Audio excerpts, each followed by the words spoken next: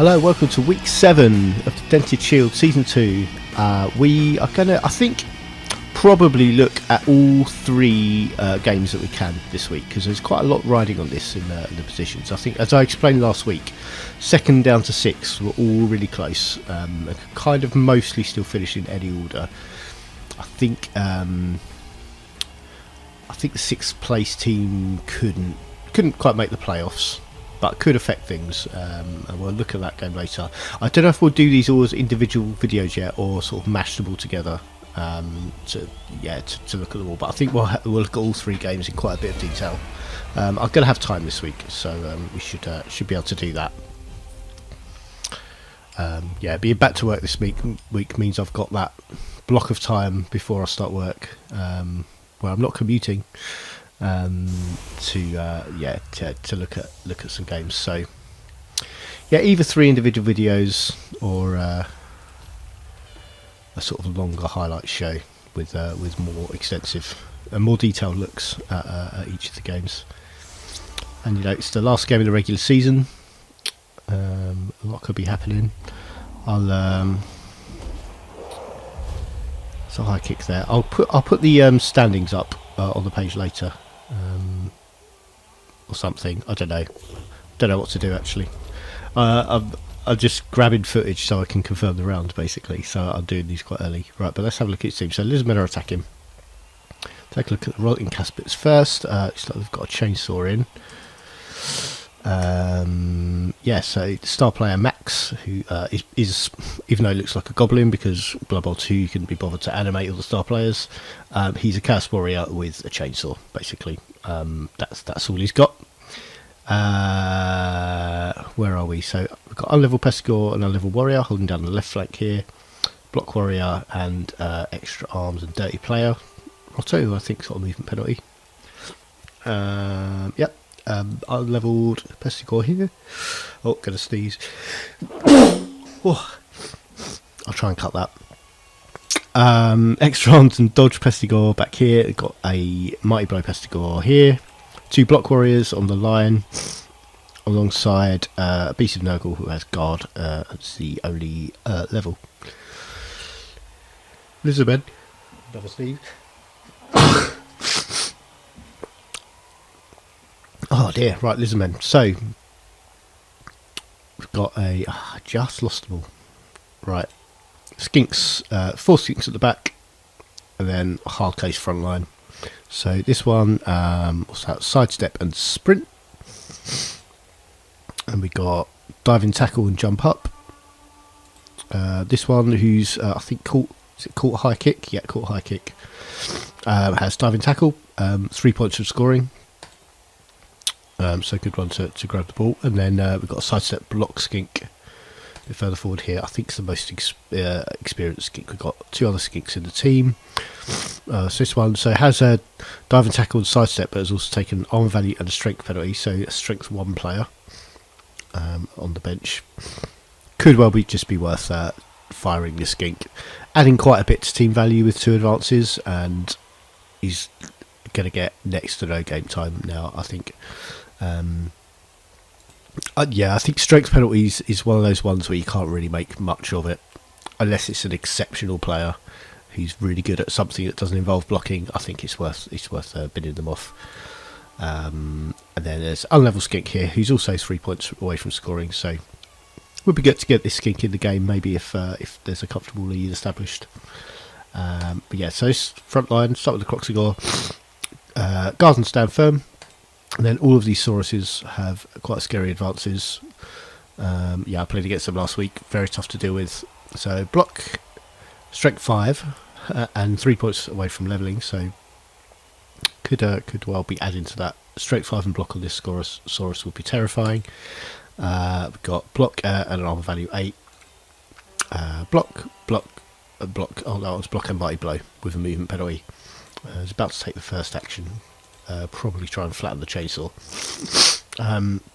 Setup wise, I think just comment on the Lizardmen first, because that's who are behind, but and actually partly on the Nurgle team, because I keep mentioning about putting defensive players on the halfway line is an invitation to just hit the ball.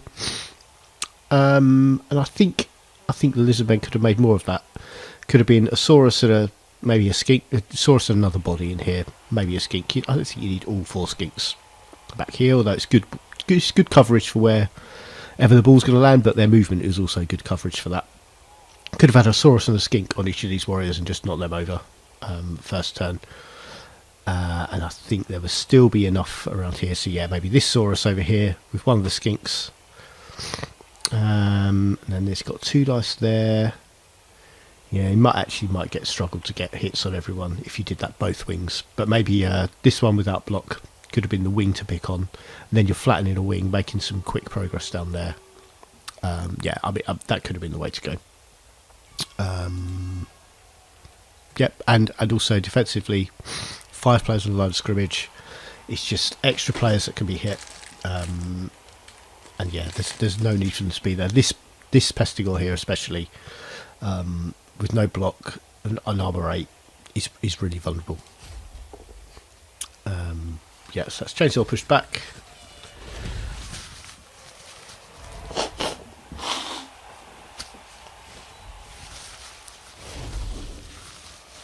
And that Pestigor pushed back.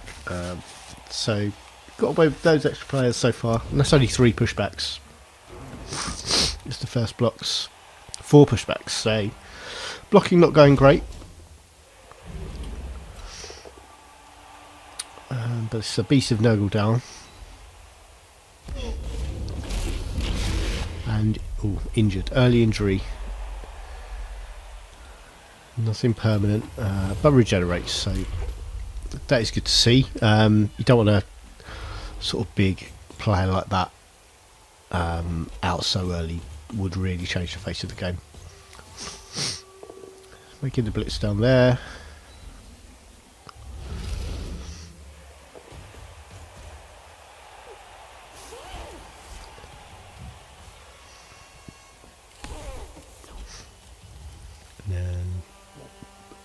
Yeah, just turtling up from all the skinks, making it basically impossible to get at the ball.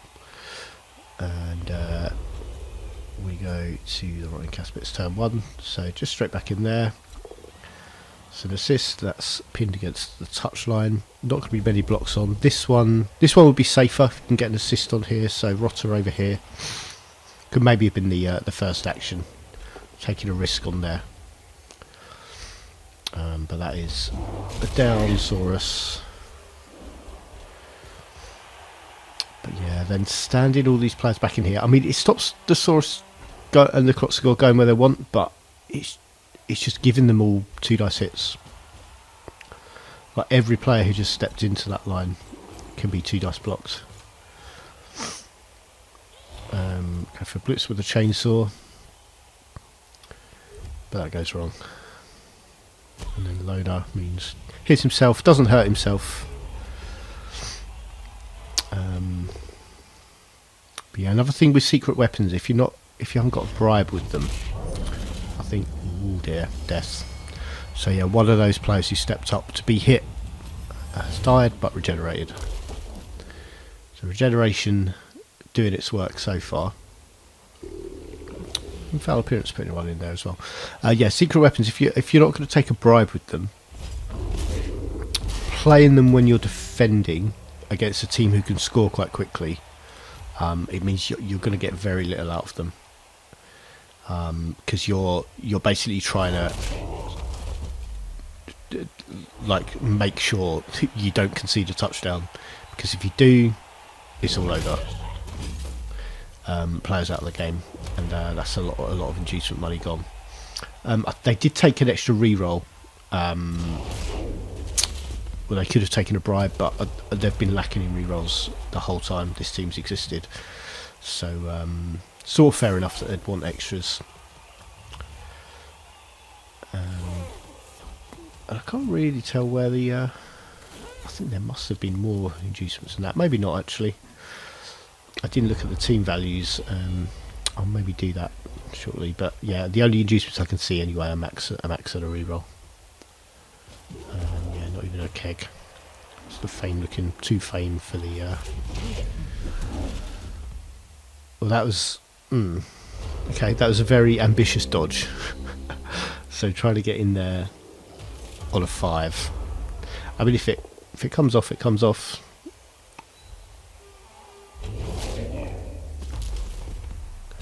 But it didn't, and that was a turnover. And there's a gap here that's easily exploited now from the lizardmen.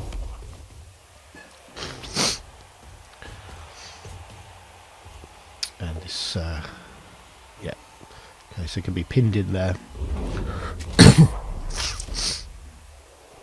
Okay, so could probably have, yeah, it's pushed him in there to be pinned behind that Saurus, but if he'd gone straight back to the touchline, the one that Blitz could have followed up, then this Saurus is free to go wherever you like.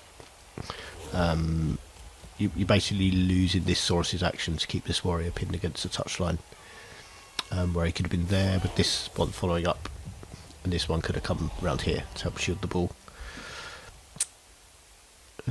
But you know, I think they're outnumbering enough that losing an action doesn't hurt that much, and there's not really any getting at the ball anyway. Could have had that last skink over there come to assist here as well as another option. Don't think quite needed all of those players screening the ball. And there's like no one here who could really threaten, so perhaps this one wasn't as necessary.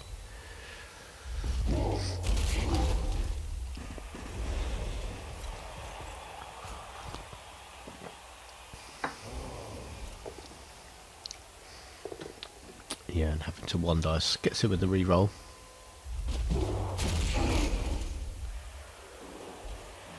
And a blitz there, perhaps into this skink.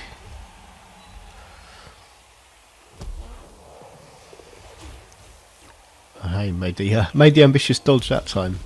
So on a 6 to get into there, mark that ball. This skink shouldn't have much trouble getting away. Actually, Pesticle's going to be blitzed away, or blitzed down by the Saurus, and I think we'll probably just see a score this turn now. Got a surf on there though. It was set up last turn.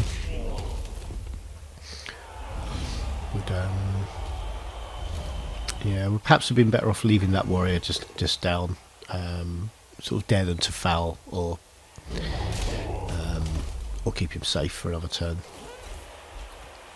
But yeah, looking at some more blocks here. I mean, Max is going to be out of the game anyway once this touchdown goes in. But there's points on offer, so you might as well take them. Hit with the Mighty Blow player. And that is touchdown number 1, so 1-0. Attacking team scoring quite quickly. Have to set up for defence. That's a levelled skink as well.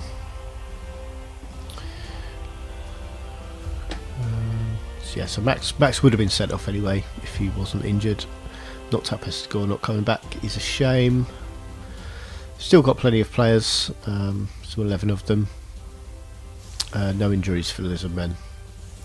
I think we've still got the so that levelled one has gone off. That one here, that means the strength. I think that means the strength 1 skink is on. This one here, so perhaps the target the Rotting Casspitz should be looking at.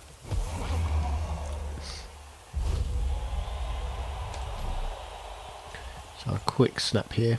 You can see where I think I've highlighted in other games. Any defensive players on this line are vulnerable to just getting blocked through a quick snap, so stayed back far enough to avoid that. The ball's gone right down to the corner there. It's a good kick.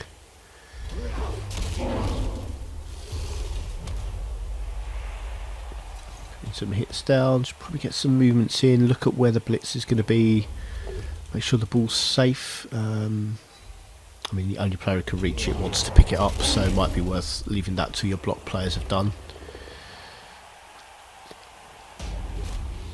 But yeah, using the Beast of Nurgle to block is a lot riskier than going to pick the ball up. So there's the blitz. This is the Mighty Blow Pestigore. Gets him down. And ooh, having been killed and regenerated, has Yeah, force the Apothecary into action, so that's Saurus on the bench. But a death each, both avoided so far.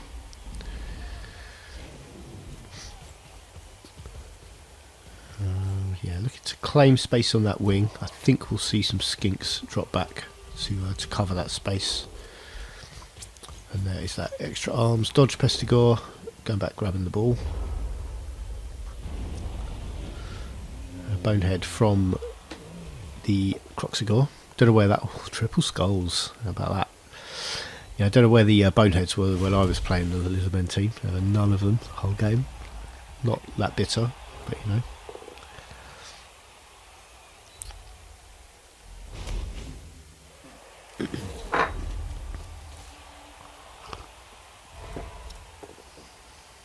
So let's keep moving in for the assist. One's blocked over. And yeah, we have some skinks dropping back to plan on shutting off. They've got massive speed advantage over rotters. I think it's double their speed, not quite double their speed.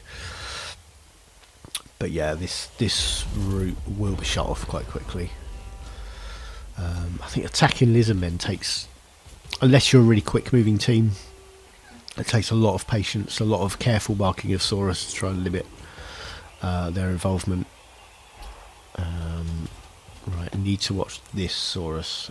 2, 4, 6. It's 2 go for it, but has 2 dice on the ball with 2 go for it. Could do with being marked up. And we've got a blitz from the Beast of Nurgle. It's double skulls. And then Loner doesn't help there.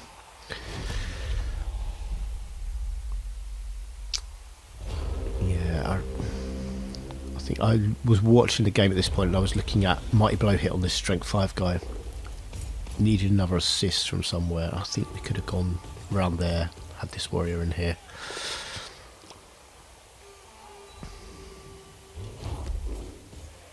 Yeah, we're now looking. Strength 5-1 is freed up to that Strength 2 rotter. Getting 3 diced again. Surviving so far from them.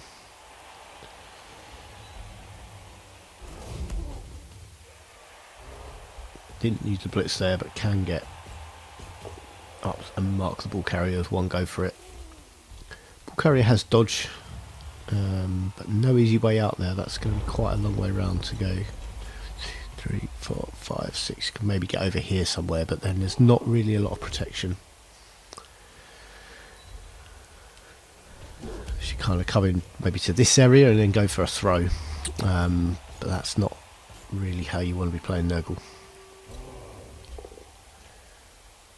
Couple of dice there. An injury on that Saurus. This one's going to stick. The Apothecary's gone, but that's, yeah, Saurus out for the game. I think it's about this point I had to go when I was watching the game in real time. I'm going for the Croxigore here. Yeah, got 2 dice on the Croxigore.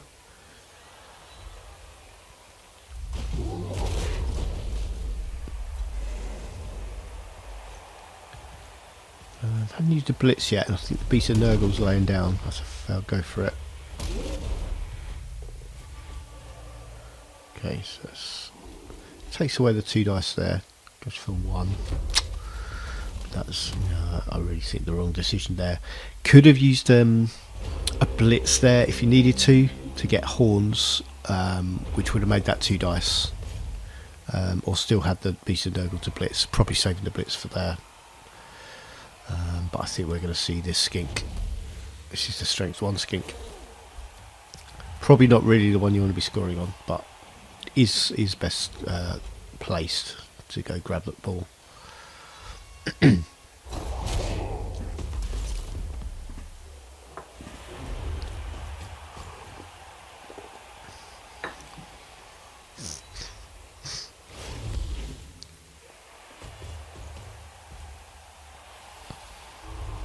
Maybe a come around this way, did the old pin against the touchline and square to it, but I think this rotter's not really going anywhere at this point anyway. Okay, so Beast of Nurgle straight up on its feet. There's a couple of dice on the Croxigore. Down again. choosing not to stand firm.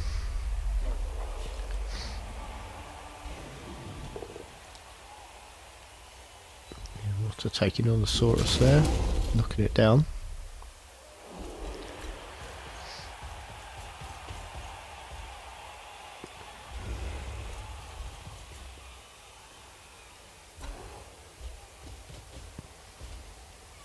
One dice blitz is a skull.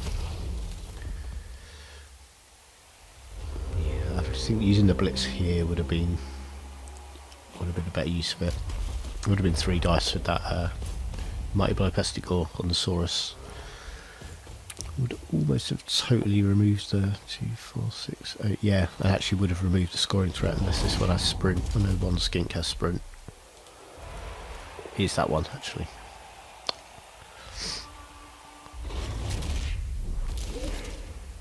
Yeah, so this one is the easier time of scoring.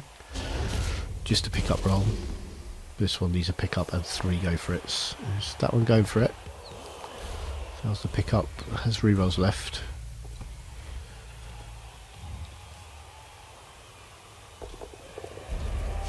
And runs in. So yeah, sprint earning that touchdown, making it possible.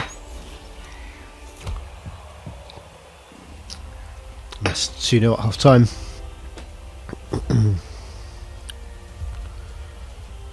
Injury each. There's been a death each as well, but both have been saved. That's knocked out Pestigore, still not coming back. We've got another chance, so the knockout, yeah, the knockout will get another roll at half time. Let's maybe try and skip to half time. Can't see a lot of what happened here. That's going to end at half.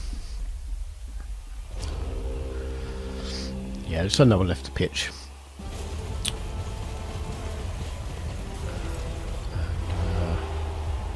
We're just looking at that knocked out Pestigore. If it comes back, it does. So missed the whole first half basically.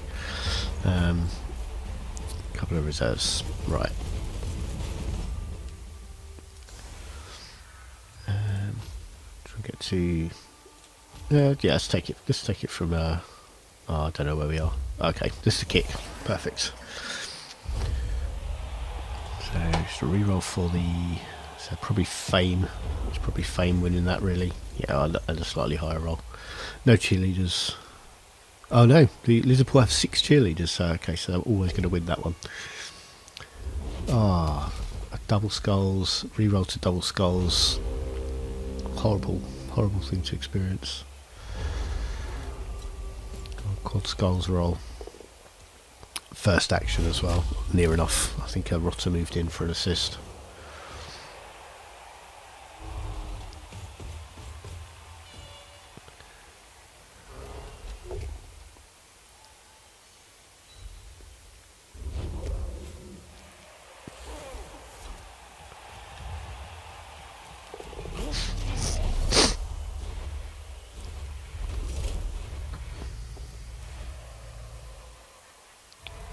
Okay, so Lizarman making the ball pretty safe there for doing anything else. 1 dice block to get them going. Maybe a chuck to skink on the end of the line just to make sure that was a 2 dice, and then that sets up all the rest of these blocks, which are going to be pretty straightforward.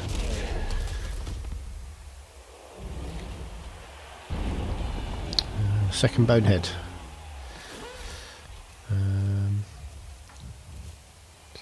Skink in, so probably going to be looking here at which skink do I want scoring.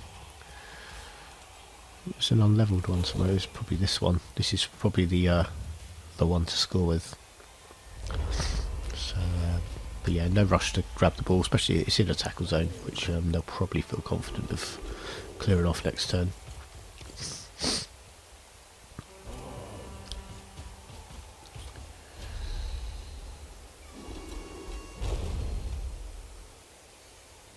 That's strength 5 Saurus.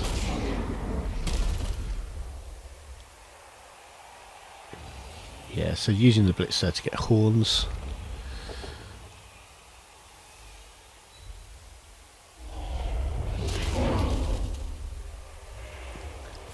No injuries there.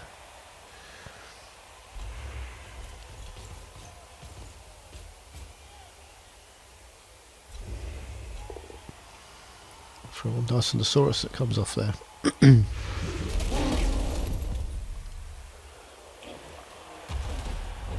So just one tackle zone on the ball still.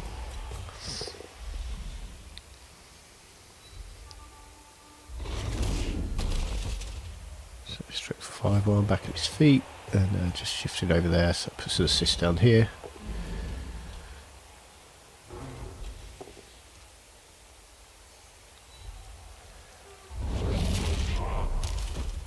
So just activated the croc score to make sure its tackle zones came back.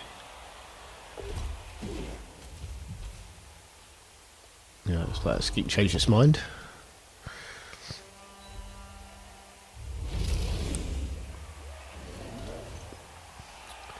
Around here might have been a better use of the blitz that turn.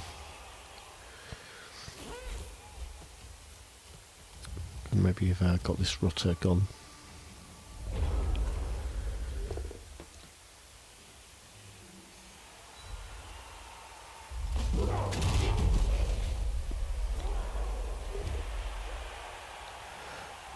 Yeah, the Nova players are standing up really well to this front line here. Again, a lot of 2 dice blocks most turns.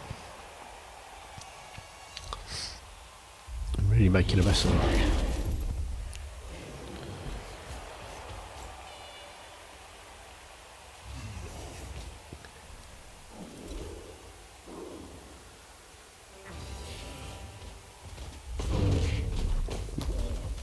Don't know if that was may well have not been an accidental dodge actually, and he gets through. That was the blitz. Dodge keeping on his feet though.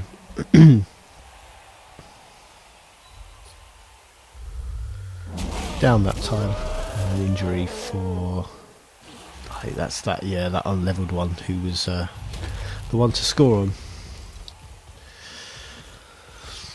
Yeah, getting surrounding the ball pretty effectively can make it difficult for Lizarmen to get another one.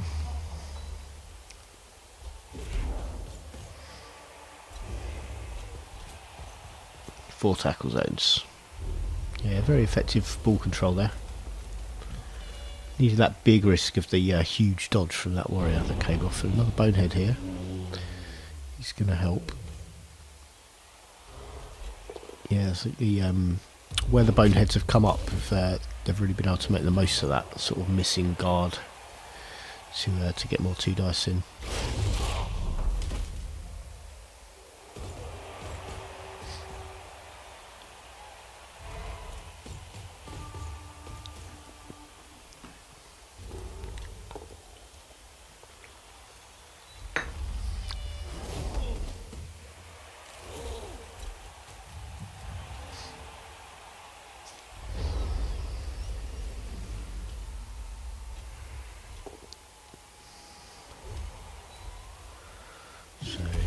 Yeah, offers a sidestep player one to the ball, but Rotter caught it. Could kind of see here this Rotter maybe maybe looking for an opportunity to surf it. Can't really see it coming off though. Yeah, this sidestep skink.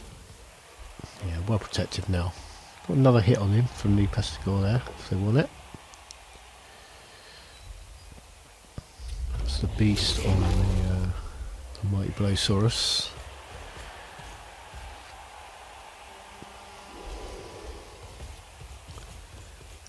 Yeah, no blitz yet. Maybe this warrior could be the. I've gone for it there. It's 3 dice.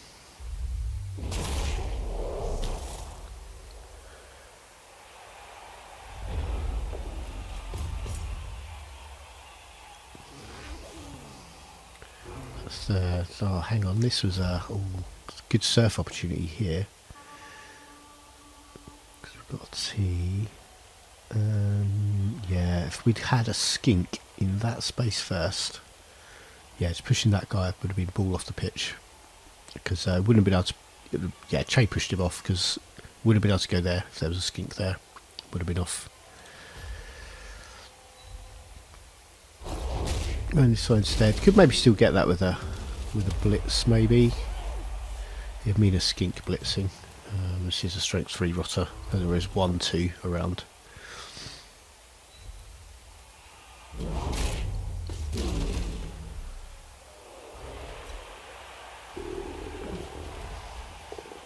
appearance. Second Saurus takes it though.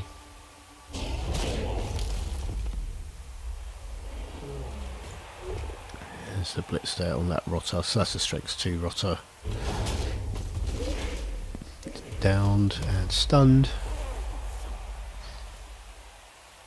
Yeah, it's just closing in there, giving that this rotter no escape really.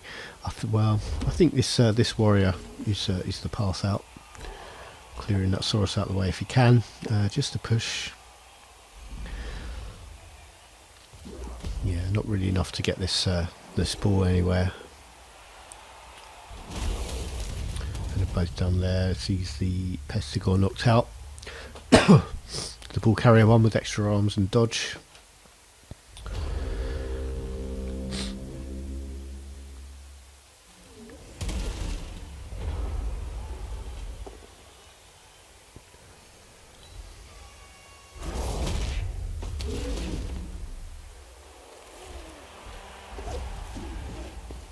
Just dodging right in there.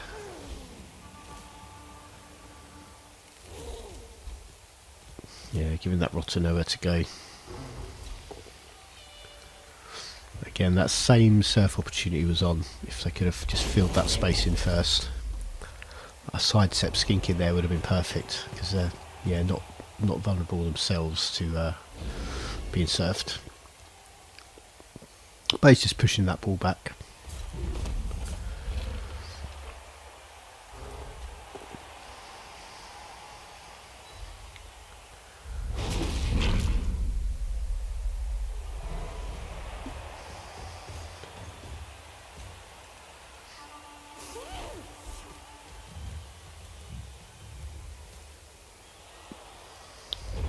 Moving someone, putting another scoring threat in position. There's a 4+ really stupid. I think if that's all you're going to get and you need to stand him up, it's worth trying it early.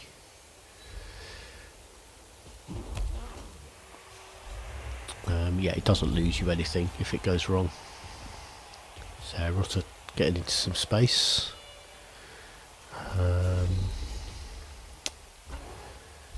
Yeah, we'll have to watch some of these Saurus.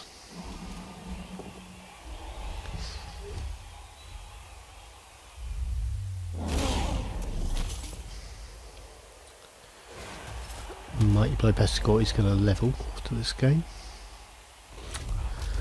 One dice there, and that's an injury on a skull. Missing the next game is a big one. But regens. So I'll be back next drive if there is another one.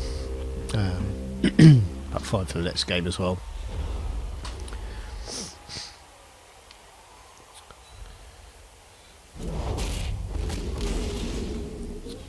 Injury on that strength 2 rotter. I think, like the strength 1 skink, this rotter should probably have been fired before now. Just don't think it's really adding anything to the team.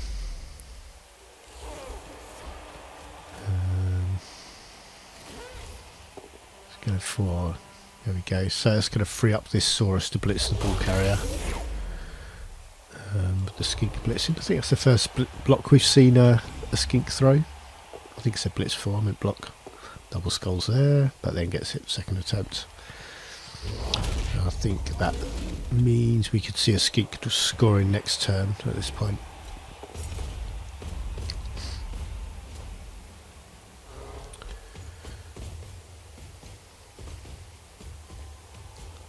Here, this Saurus already had 2 dice there. That's a skink guarding the ball. And yeah, straight 5 Saurus both downed himself. And that's a turnover. I think that was the last action anyway.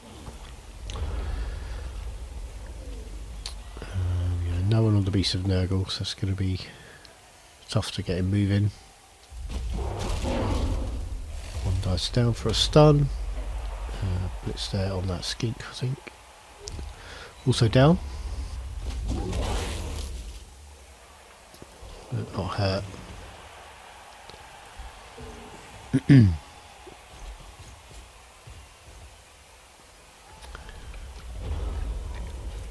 So turn there. So I think we'll see this rotter cleared off Perhaps this one coming through to score.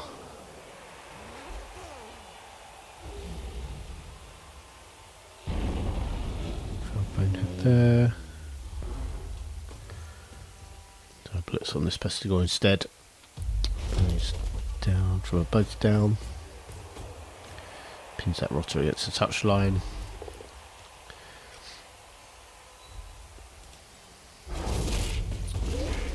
And I wonder if maybe this is a Pestigore. No, I think this one's already levelling this game, so run that one in for 3-0.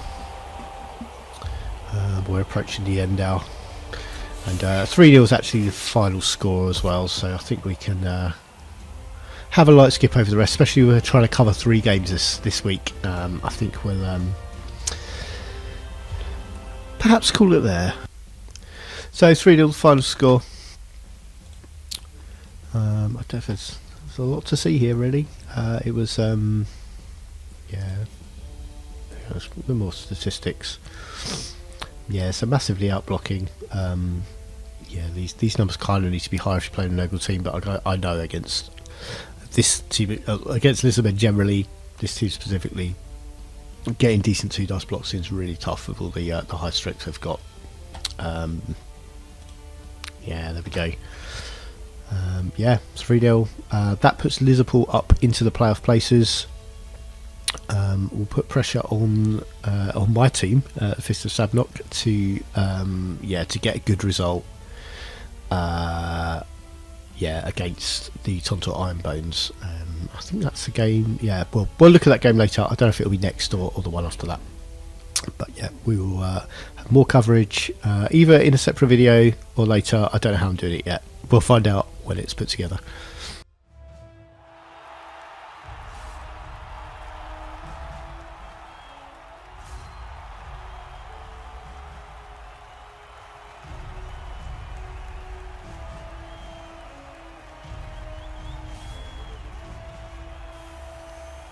So second game for us to look at, Tontor Ironbones versus the Fist of Sabnok.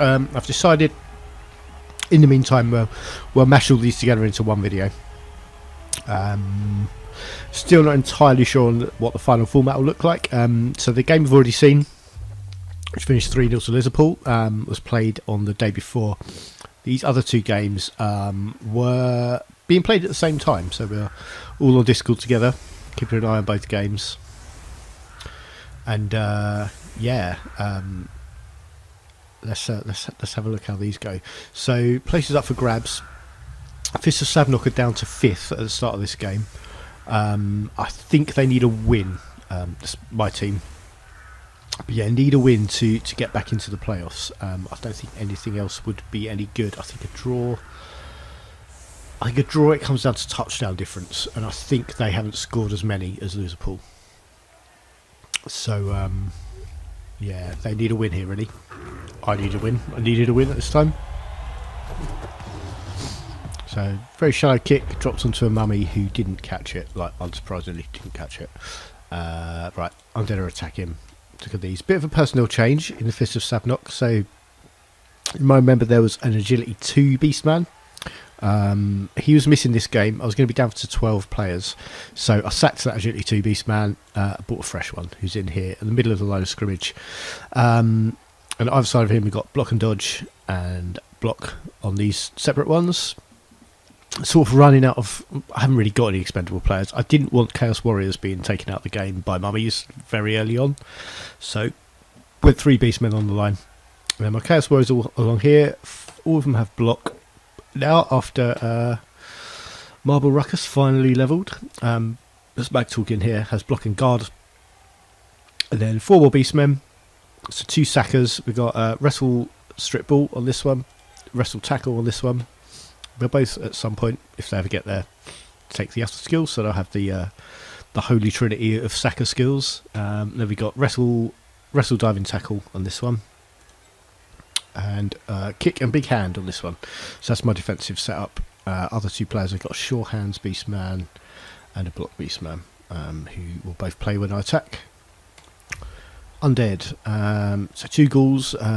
They've got a ghoul missing the game who's also had a strength penalty, so may not be around much longer, if they still are. We've got block short hands here, block sidestep and agility 4 there. So that really annoying block dodge sidestep combination. The third ghoul I think has just block, just leveled up. While we're over here, that's a fresh skeleton on the bench. 2 whites, so both have got mighty blow. This one also has guard.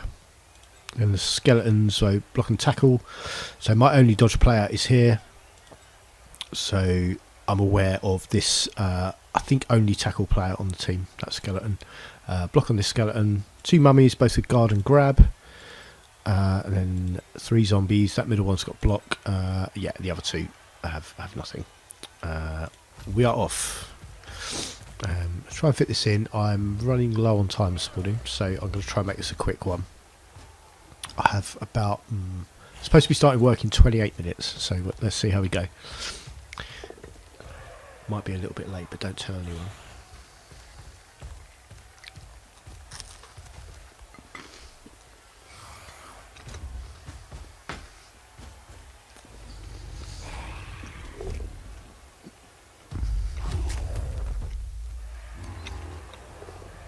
So new Beastman getting stuck straight in, getting knocked over.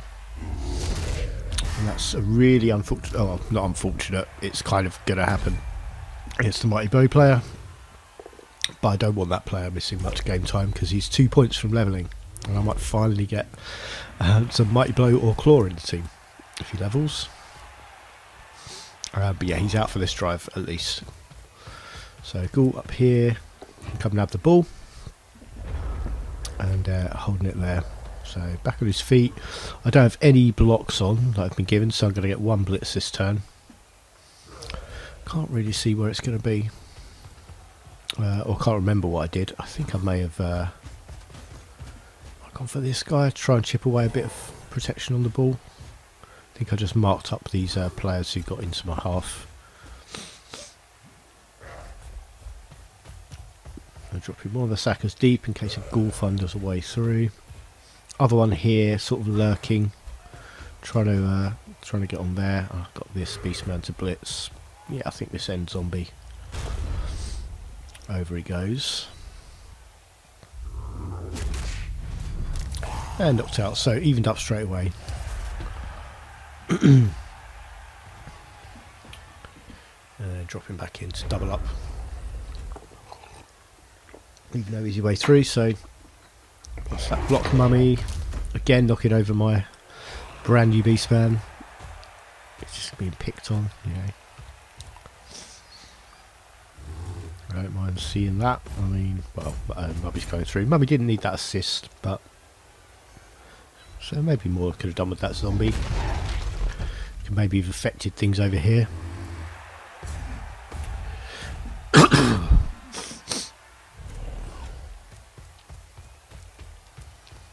So Ghoul in there. Another assist on that. Block guard warrior. Rerolled into double skulls. So yeah, rerolled a pushback. I had to take a double skulls, and that has left the ball vulnerable. So let's have a look. So one of my sackers is here, lurking for an opportunity to attack the ball carrier. Let's try and get these tackle zones up. Just going to let me have them. Don't know. No, he's not going to show us. But it's just 1, 2, 3, 4, 5, and the blitz, and with horns, that's going to be 2 dice. And he has wrestle and tackle, which makes, what's that? 2 and 3 that this ball carrier is going down. No, 1 and 2. 1 and 2 that the ball carrier is going down. Once that blitz takes place. But I'm just doing some tidying up blocks first. So probably have done that one first. Really, it's more important. It's not. It's just as no riskier than these moves I'm doing now. I should be going to secure the ball first. Now I've got my dodge Beastman here. I'd like to try come maybe recover the ball with, or at least stand on it. So tackle did a thing.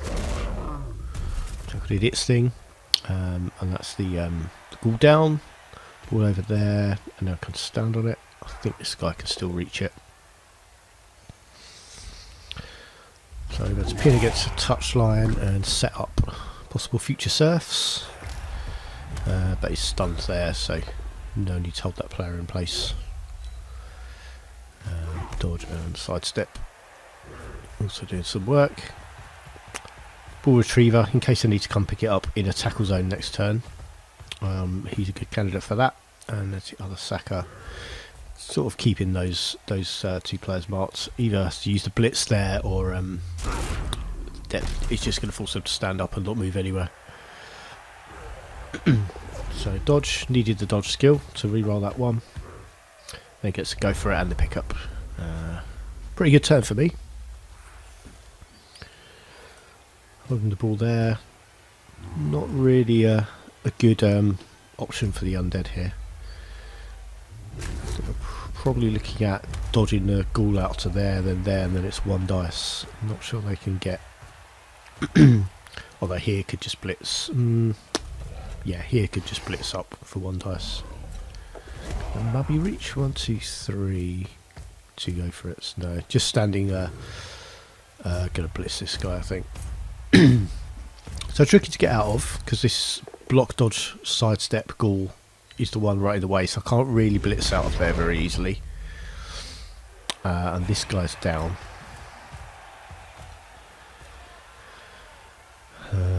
Yeah, I think best thing, mate. Can this one blitz? There's an assist there, so I need other assist here, and then this guy could perhaps blitz into that ghoul, but does need to take him down. Okay. So right where I want to be dodging to, but is injured. So off the pitch, leaves that space available. That's just a badly hurt, so nothing long term. And then I've got double skulls. Re-rolled it, okay.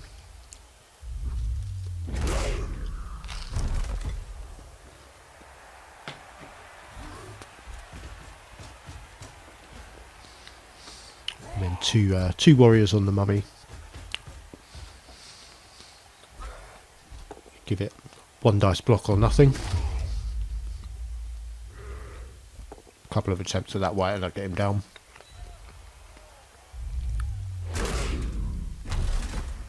And then want my block dodge beastman, escaping from there, running out to there. So I think this school can still reach, but we're talking one dice. Yeah, this beastman down. Stunned. I don't think they can really get an assist. No, there's no assist anywhere. They could get 1, 2, 3, 4. I mean, to go for it and a dodge from that zombie would have got an assist, but that's riskier than just taking the one dice. He's really off to go for it, but then both players have block where we are. So I've got the dodge or blitz away options to score next turn. And yeah, take one dice on that mummy. Oh no, the mummy took one dice on the warrior, of course. And yeah, it doesn't have blocks, so it went down. Fresh beastman over for an assist here. I think I decide to use my blitz here. It's less risky.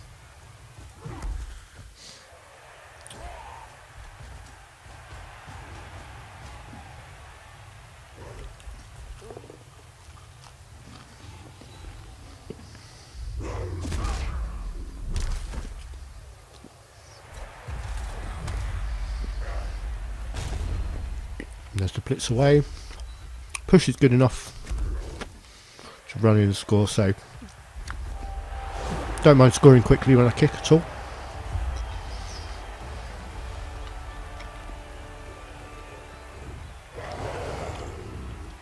That's one up.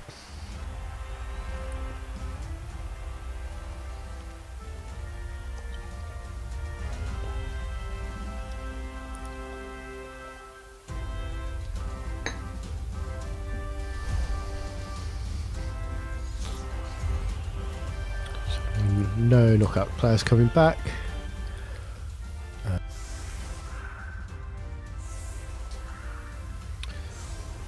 it means I'm missing.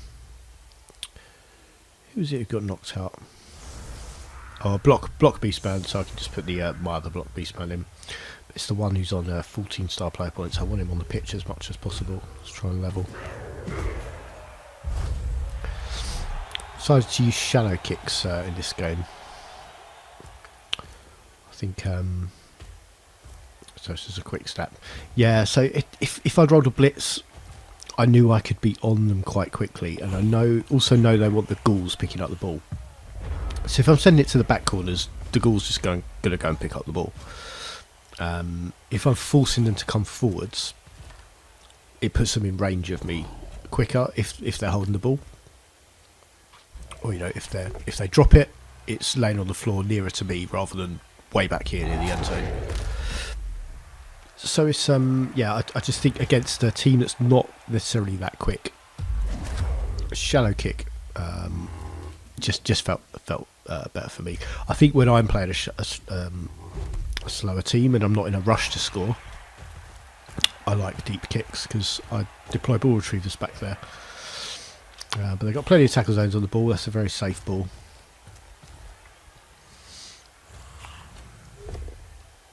And, just a push there. Got this mummy probably on this beast man. And oh yeah, use their blitz over there. Missed that. So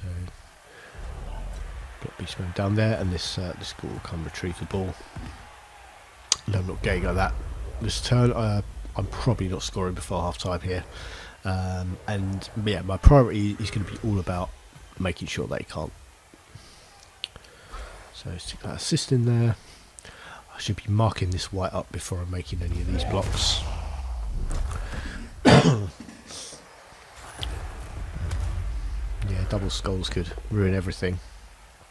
2, 4, 6 could score next turn if they're getting the ball, so to go for its away. These moves here should be made first. I throw my blitz there as well, it looks like. And if I only get a pushback, he's marked by a diving tackler, but get him down and a stun.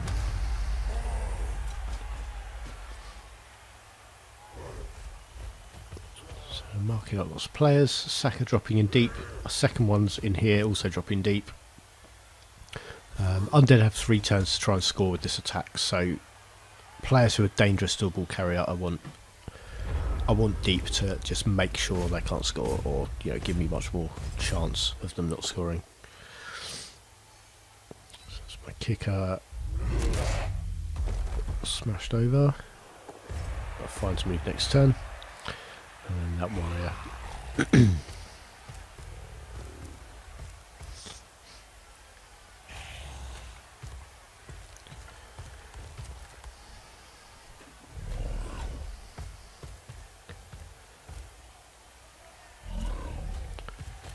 Shuffling the ball up the pitch. Only 2 turns after this one, so I'm going to have to move quite aggressively next turn to get the balls as far as the end zone. Let's take 1 dice there, but nothing happens. And we've got this skeleton and 2 dice on that warrior. He goes down. So here, I think I was looking at options for trying to get 2 dice on this this mummy, but it would have meant I'd need my guard warrior in here to get that, and another assist there. So I think if I can clear this guy off, I have got 2 dice there though. But then I was looking at who might be able to come and blitz the ball, which I think I might have needed that space for, maybe. Certainly need to take this assist out, and then the mummy there means I'm not going to get 2 dice on the ball, so I use my blitz here instead, and can use that to push the mummy away from my players.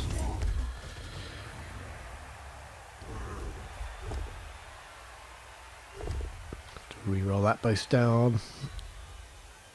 I think that's the first block my new beastman's thrown, just to push back on a white. Yeah, kind of cut off that space there and limit what that white can do. This white's still the biggest scoring threat. They could go for a throw if he's free, so a player either side, including the diving tackle one, should really keep prevent the touchdown at this point. There shouldn't be a way through here. And we've got sort of double banked players here and here. Solid line there with 2 warriors and a beastman. That warrior's down, but it's the one right in the middle. And that's a death. So Apothecary stepping up and putting him back on the bench. But yeah, losing warriors, not great. Losing warriors is not great at all. Yeah, I think any of those three players the Mummy had gone for, yeah, wasn't going to create any more space really. But to the middle one, got a death, so some points for that Mummy, but the Apothecaries kept him alive. So a bit more insurance just in case a ghoul. Oh, actually no, there's no scoring now. This white can still reach the end zone. I'd like to at least push him back a square, because I think 2, 4, 6, yeah, he needs to be this far up to score. He's just in reach with 2 go for it's, and it's tough dodges to even get there at the moment anyway. But pushing him 1 square back will guarantee it, and there's also good chance of a surf. So there's the push back, and now I can shove him off the pitch.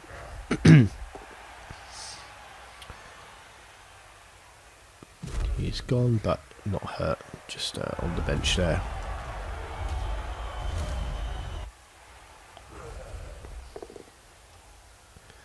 Yeah, set up double skulls. I re-rolled the initial block on the white over there to get him next to the touch line. We'd have to have wrestled him down otherwise. He might be having to re-roll, and then gets that sucker down.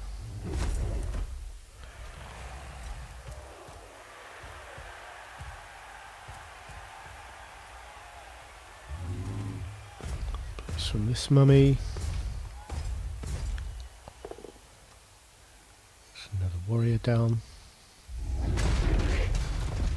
That's a knockout, so you're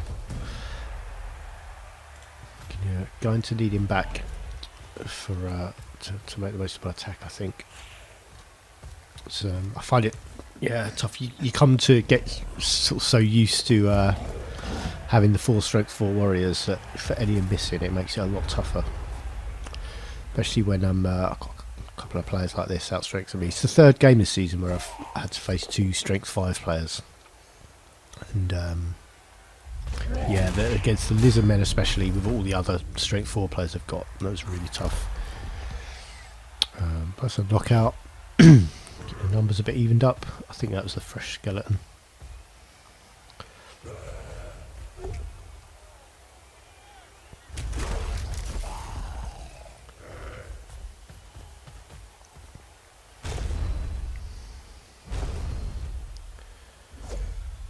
So just a dodge there, dodge push back, and I think I've not got a lot else on. This one can really share, so that's 2 dice on one of these players who are going for the white, just to push. And that's half time. Just get through that quite quickly. I'm going to have to pick up the pace a bit of this coverage as work time approaches. But yeah, so the knocked out warrior didn't come back, knocked out beastman did, and that's the beastman with 14 star player points who I want to be levelling. Let's try and get to the kick and go behind the attacking team, this one. So that's the kicker, is the player who sits out my attacks, first player who sits out my attacks. If I had the warrior as well, it'd probably be one of these sackers who gave it a miss. Maybe the fresh one, although I'd like to get the fresh one some star player points. When I was setting up here, I was actually sort of like this, setting up my final players, and forgot that unlevelled beastman in his first game was back there, so that's why he's there in a bit of a weird place. But use him immediately to just go stand on the ball and keep that safe. And he was a go for it away from the pick-up, so next turn I'll pick up the ball, but it's safe there. Something that could go very wrong is if I foul that pickup, it drops into the crowd and gets chucked over near the undead, so we'll have to watch that. And I'm also going to need to watch undead players running through. Probably ghoul and white especially would be dangerous. I think that is somewhere I messed up. So let's have a look in a minute.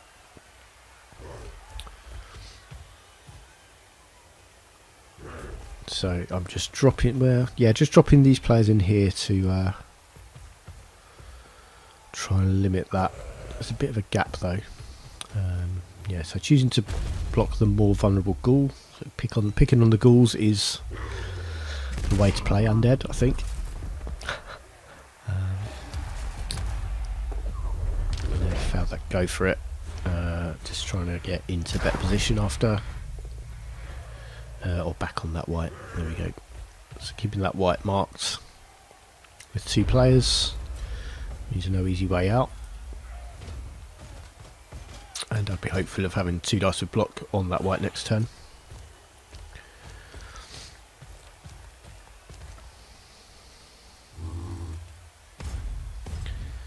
So yeah, they're attacking up there, right, my left, to go get some pressure on the ball.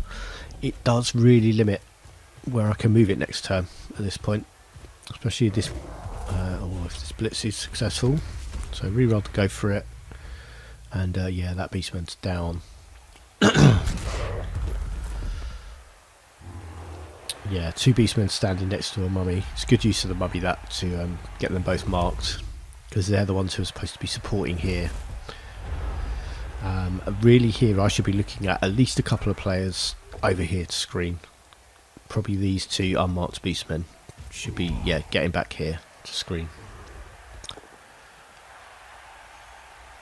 But I open that up with a push. Still got 2 players free, but I've gone around there. Put someone, yeah, force them to think about somebody they've got to deal with.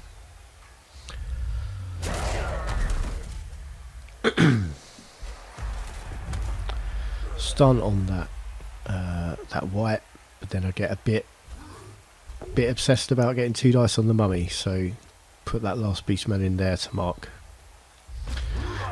To reroll the double skulls, but that's the mummy down. Then I've got 2 dice on a skeleton there. It's also down.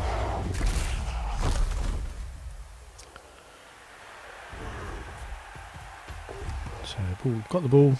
Needed sure hands because that was a 1, but I've only got 1 player to screen, and there's a free ghoul and white over here. Yeah, needed the blitz for 1 dice, but it's a skull. Already re-rolled a double skulls before, so that's the turnover. Now none of these 3 players are marked. All of them can come and pressure the ball. So white making good use of guard, and this ghoul has 2 dice on the ball carrier. That was both safer and more important than that block. If that had gone wrong, I think I'd be getting away with this. Where's our action? Up there. So leaving this block beastman for now. I think they've got a lot more interesting things going on here. So that's a bit of a screen there. That's going to stop me getting more players back to help.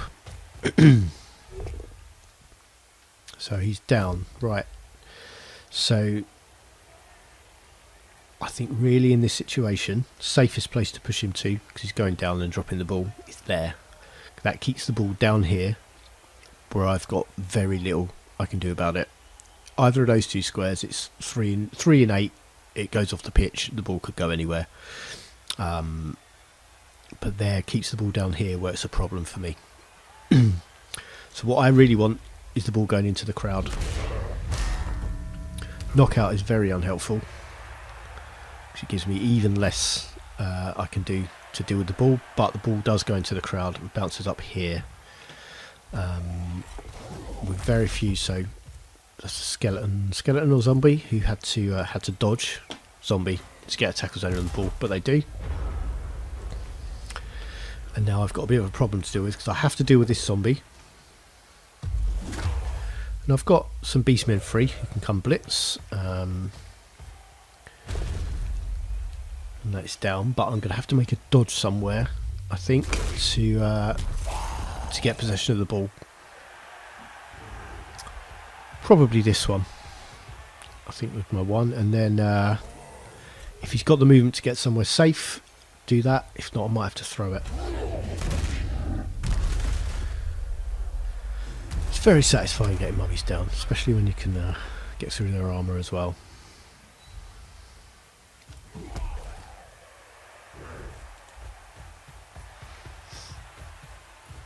So another tackle zone on the ball before I make the risky move of dodging. Need a reroll for the pickup. And he's in there. But the ball's safer there if I can get it. And there it is, in the hands of a warrior. So that beastman dropping back to make it hard for these two to deal with that ball. Dodge away there as well. Screen off that skeleton for coming to get involved. So suddenly, because the ball ended up over here rather than staying down here, I was able to get possession of it much higher up the pitch, which is very helpful.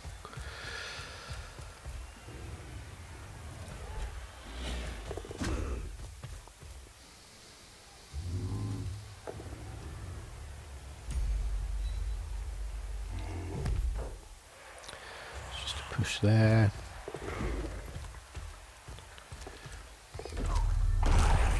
It's a failed go for it. I think just trying to get another assist on there, or another player on the ball. So, oh, I remember this turn. It's a turn where I tried to do something clever and then messed it up.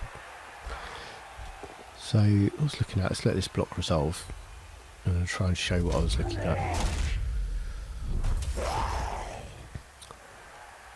So what I was trying to do is look at a way of moving this ghoul without blocking it, just to give me one less player on my ball carrier so I can move it forwards.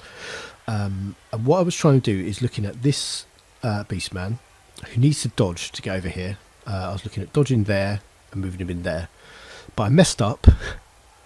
I wanted him there so I could then blitz him with one of these players, probably this one over here who's free. Push him into the ghoul, push the ghoul out there, so he's no longer marking this warrior. Hopefully he'll be down as well, so this beastman could then block this white, get him out of the way, move my warrior forwards over here, where this ghoul might still be a problem. Might be able to get round and get and mark this warrior who'd be over here somewhere. So 1, 2, 3, 4, 5. But it'd be 2 dice uphill if they went to blitz, and I feel pretty confident about moving that ghoul off next turn, and no one else should really be able to come and do it. But I messed it up and put this beastman in the wrong place. So now I'm looking at other options. Firstly, get rid of that guy, that zombie, to free up other players. So my options now, because I couldn't make a box there, well I could have, but I messed it up and put him in the wrong place. I had to instead see if I could make a T-shape by getting a player in there, which means going around this down zombie, mummy rather, and get a player in there and push this guy that way. I can push into the warrior because he can't, well, because all the places are blocked. I can choose where I'm pushing. I'd push into the warrior, push him out that way, which also gets him away from the ghoul, but also away from the white as well. So that's what I was looking to do next, but that means I was going to need to dodge somebody, wasn't it? I think, was I looking at maybe diving tackle on this ghoul, that guy in there to make the T, and then this guy has to dodge to blitz this this skeleton into the warrior to push him away. I've gone up there for the assist first. Okay, that gets rid of the white. I think I would have been better off putting him, maybe putting him in there, blitzing with this guy onto that skeleton, but instead I've gone there. And he dodges the mummy, which I might have wanted to do anyway, to be fair. Only a push, but still go into the warrior, and now he's pretty safe in there and can just block this warrior or this skeleton away, and that's the ball safe for another turn. Just to push again.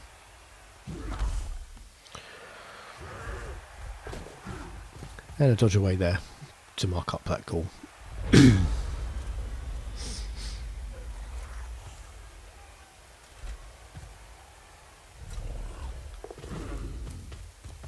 Ghoul dodges away, comes and marks up. But yeah, there are a lot of undead players kind of out of position here because they're all ahead of the ball for them. You can imagine it flipped around. We'll flip it round.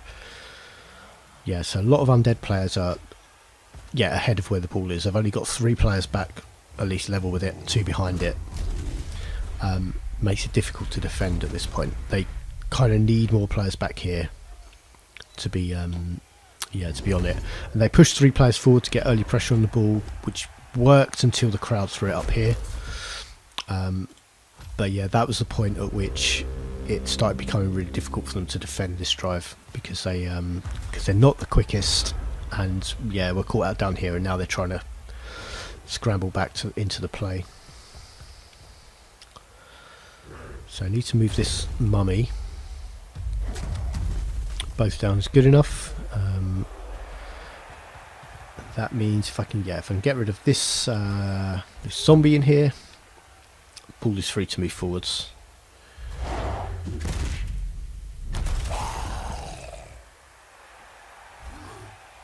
And there it goes.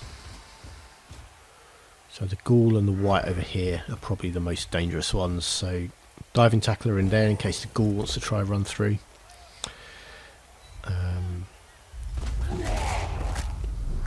There's an injury. Getting him down would have been good enough really for this drive, but injury's nice, and that one is missing next game. Yeah, this mummy's not going to be dodging anywhere. But that frees up something I didn't really see. That's an injury as well. So it's badly hurt, just missing the rest of this game. I have no apothecary now, of course, so any bad injuries now are going to stick. But that does free up this ghoul a bit, who can sort of dodge through this way. And it'll be an uphill blitz. Does go through for that. Needs a team reroll because he used dodge on the first dodge. He's through. Let's throw that uphill blitz. Yeah, both down. So gets him marked. Means I have to shift that ghoul because I don't really want to dodge with my warrior. I'd rather he moved away freely. Let's block and dodge. So I don't think blitzing out of my warrior is the most sensible. Hitting him with a wrestle player with 2 dice is great. Needs a reroll though. I think is that my 3rd double skulls in this game, maybe 3rd or 4th, I think.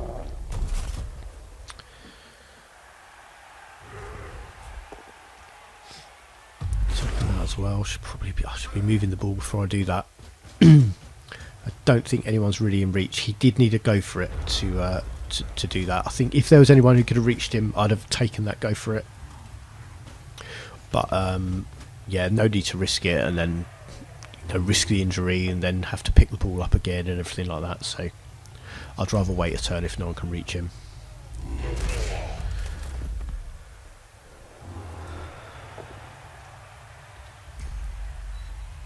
So quite a few touchdowns this season from Warriors.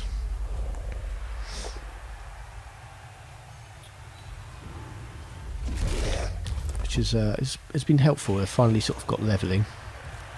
And this is actually the player who had no star player points until the last game, when he got an interception, a pass and the MVP to go up to 8 in one game. Sorry, that was 2 games ago against the Vampires. Unless he got MVP against the Lizardmen last week. I can't remember when he got that. But that's where his 8 points have come from anyway in over the last 2 games. And we'll be adding a touchdown shortly as well. I've got that ghoul. See if I can get one of the weaker players off the pitch, and that's my fresh beast man. See if I can get him off the mark. He's had a fairly decent game, really, for an unlevelled beastman. So 2 dice blocks with block. I'm happy to roll before scoring, but I don't want to take any 1 dice. So I put that in for 2-0. Another 3 points for that warrior. Injuries, 2 knockouts back for Undead. Injury there. No knockouts back, so that warrior still knocked out. And yeah, what we got? Just 2 turns for the Undead, 1 for my Chaos, who are down to 10 players. 2 knockouts and an injury, 1 player missing the game through injury. That's an extra arms beast man. So the Undead could score in 2 turns, so I have to watch that. I probably should have deployed wider than this to cover more of the pitch and make that harder. Now I've got a Ghoul here who's going to be able to reach, and 1 back here to retrieve the ball. I've gone for a deeper kick here because they're going to be in a hurry to score. I don't want them coming forwards, but that's actually an extra turn as well, so they've got 3 turns to score because of crowd problems. This white has to be watched. And yeah, this is where if I deployed wider, it'd have held them back a bit longer. I mean, they're almost certainly not going to score twice, is one thing. Although I have conceded 2 touchdowns this season, as we've seen already.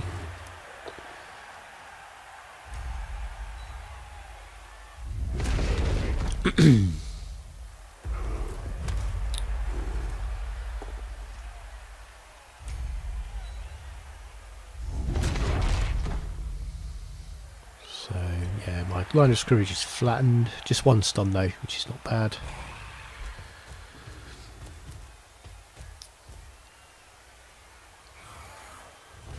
That guard mighty blow white moving in there. So needed sure hands to get the ball, and if they're going to move it quickly, I think it's going to throw to that Ghoul. It's a fumble. Fumble pass. Okay, so need that extra turn that the Riot gave us to try and get this over the line. But diving tackle out on the white. Kicker over there as well to give him no easy blitz out option. Stand these guys up. Got a block there, and I may be looking at. I don't think I looked at it well enough because I didn't get a Beastman far enough forwards to be able to score next turn if it came to it. I think I'd have needed a couple of go for it's here at least. So he's 2, 4, 6, 8. Yeah, he needed to go for it twice this turn to be in scoring range. Which I didn't properly look at, and I'd have moved him a bit later after some of these other less risky rolls. But this one who made the pass in the first half went up from 14 to 15 points, so he's also someone I'd like to maybe score on.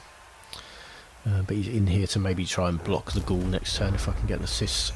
Ghouls are the easiest to injure, so if you're hunting for star player points, they're the ones to hit.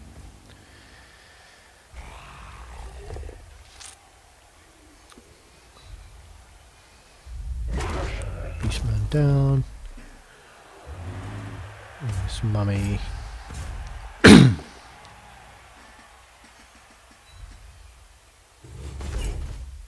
shove back in there.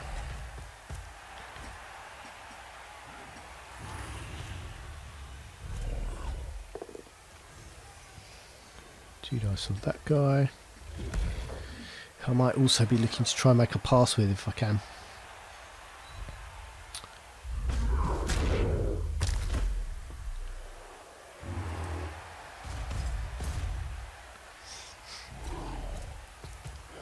But ball is recovered there.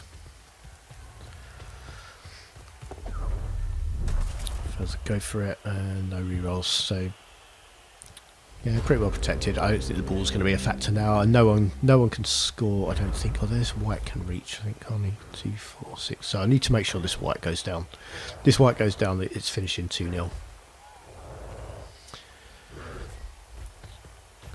Blitz there. Again, picking on the ghouls.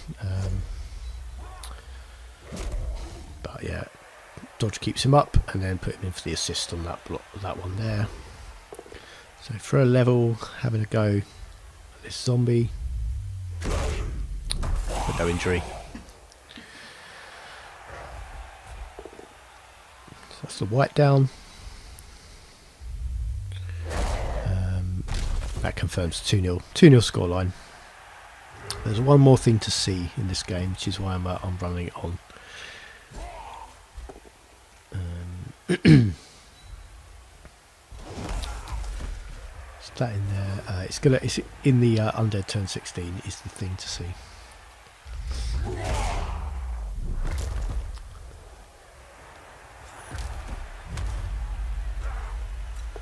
So, throw a 2 dice, uphill, comes off, and then follows up.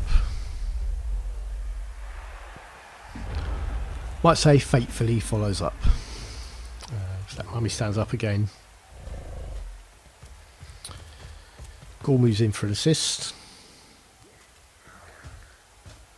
And some others standing up somewhere, haven't we? There's a bit of movement there.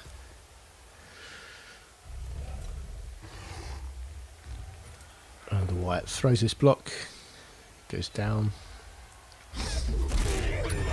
and dies. So my best warrior, 19 star player points, block and guard. Apothecary used earlier to keep another warrior alive, and Smack Talk becomes simply an excellently named zombie who's now playing for the Tontor Ironbones.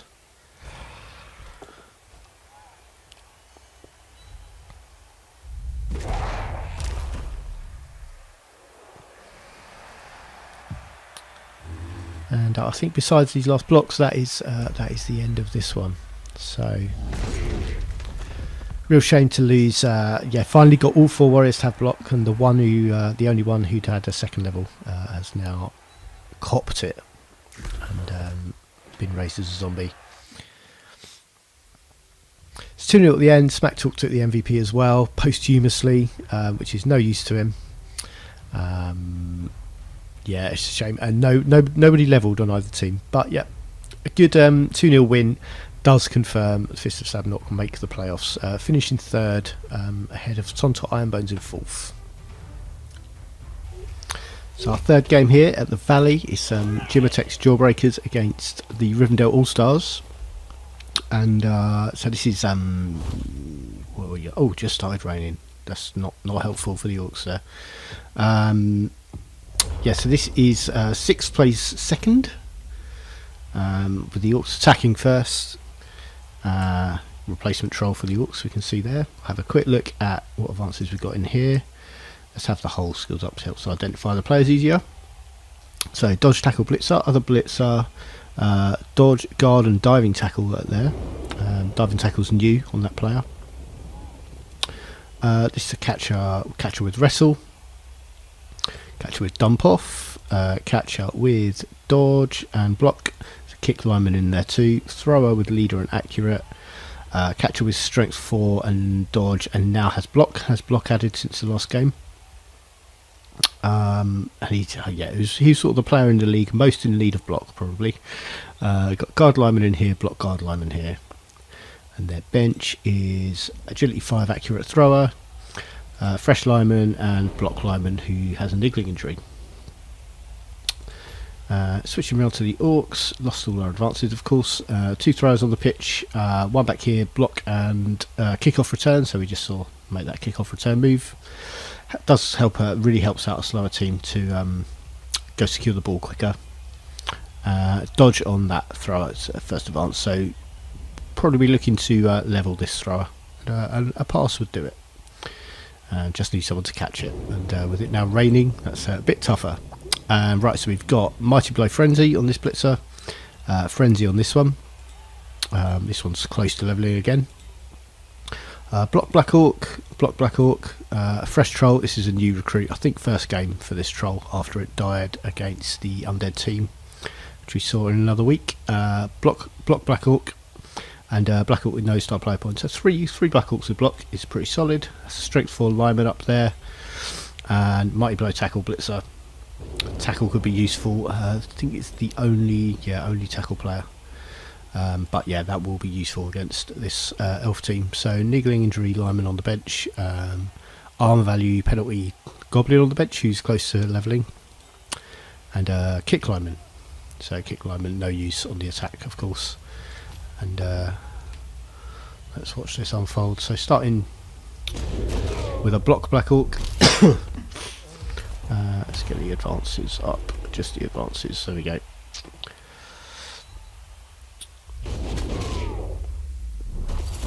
A couple of solid blocks to start. Just one starting out of those two though.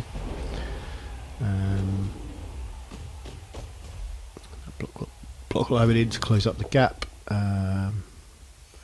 Gives, well, there are three dice on that block. A whole line of scrimmage knocked over. It's a nice decent start. Shame about the lack of injuries. So the two frenzy players on this wing makes this wing dangerous for the Elven Union to be going wide on. That's the blitzer there. These blitzers very difficult to knock over, but using the tackle one, which is does make it a bit easier. And it's a pretty secure ball, even with the speed and the agility of the opponents here.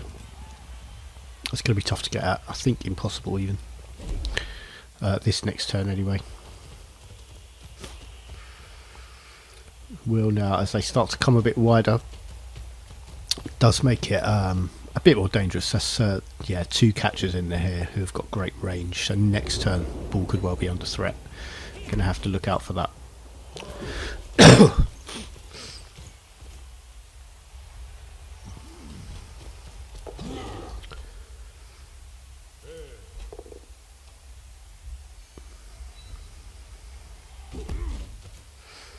And, yeah, tackle on this blitzer too, and this is the only dodge player on the York team who's on the pitch.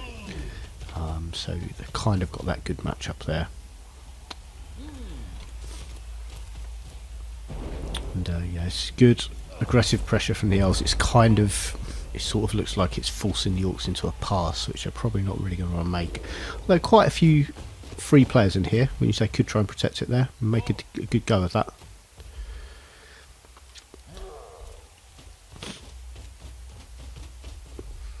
And yeah, a couple of strength 4 players shielding as well. I think around here is going to be the sort of best point of attack for that.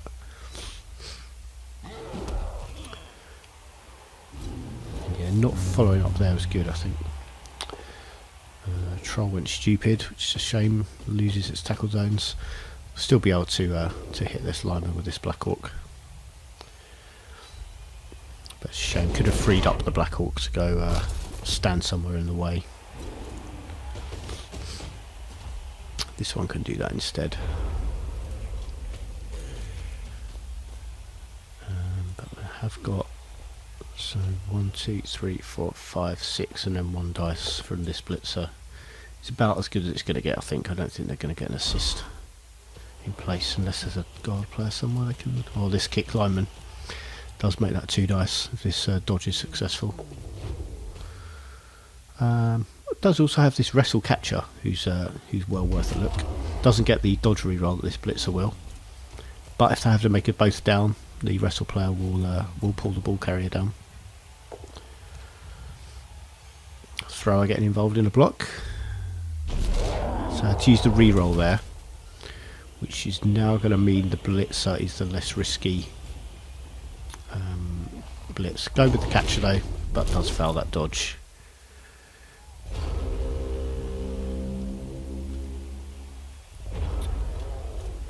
So surfable player here. That makes it more difficult.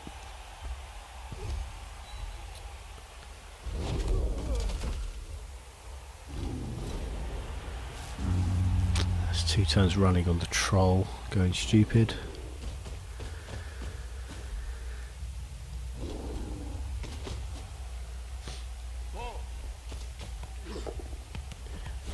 Hand off.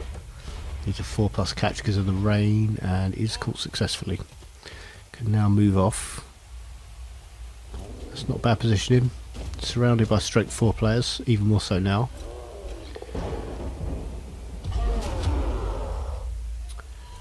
Player over here, so haven't used their blitz this turn, the Orcs. I don't think I missed one, have I? No.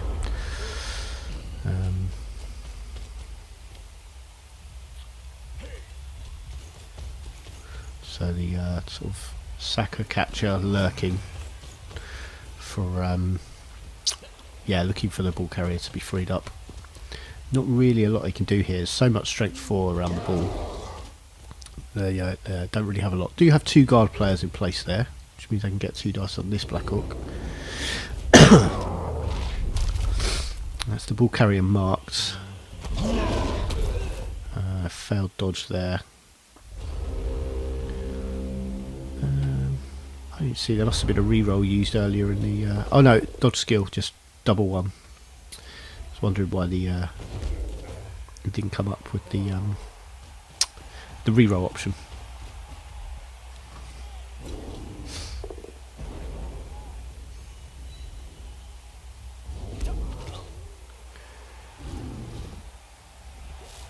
Three turns running. 3 turns running on the troll. That's going to be frustrating.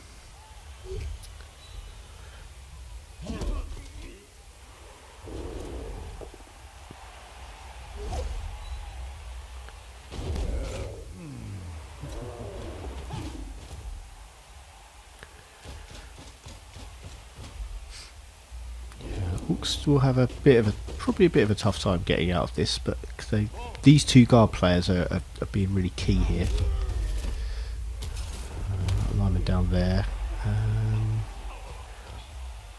I don't remember seeing a blitz that turn. We've gone back to the Oven Union.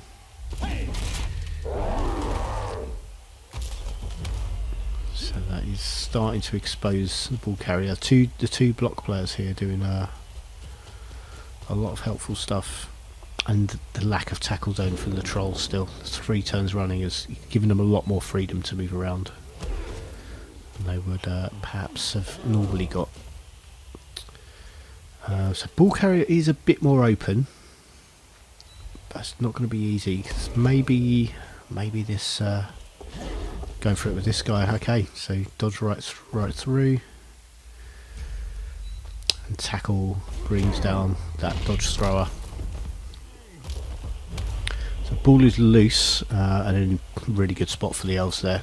There's 3 tackle zones and now in hands as well. In the hands of a dump off player with plenty of options to pass it to if it gets blitzed.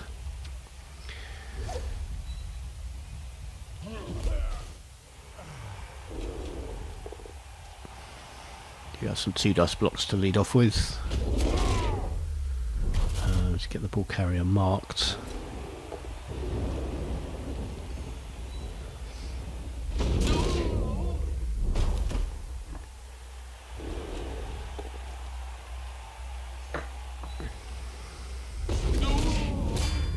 There's a knockout. Probably an overdue removal there. So that's a thrower down. It does carry a reroll for the All-Stars, but I think it uses the leader rerolls first if you have them available, so won't have an immediate impact. But if it doesn't come back for the second half, it'll be a reroll down. There'll be a reroll down. Okay, 2 dice on the ball. Dump off is made and caught successfully. So having dump off on and Nurse of Steel players available makes it a very effective way to shift the ball around. This catcher can be off now, bombing down the wing. Got a player in here to screen. It's just 2+ with a reroll to get away, and looks like a touchdown next turn. This blitzer may be able to try and scramble back a bit, but I don't think we'll have the movement. Where are we? 2, 4, 6. No, we'll have to go for it twice just to get a tackle zone. And this straight 4 catcher has seen to that as well, so won't even be able to get a tackle zone on the ball carrier. The Orcs will just need to keep the pressure up, make sure they can't hold it up down here. Although really by then you're looking at 2 turns for an Orc touchdown, which is a big ask.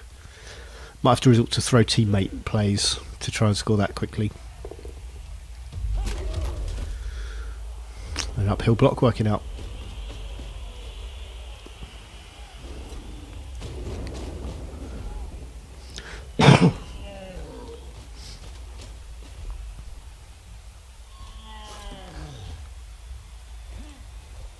So a lot of Orcs were involved in the scramble for the ball up here and trying to keep the thrower safe.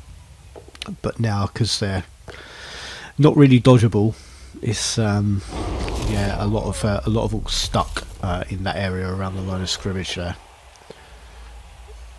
With these two players to try and deal with. Another knockout. So that's strength 4 catcher. Might be good to, if they can, free up some players here. And that's a turnover with the yeah, they're both down on the troll.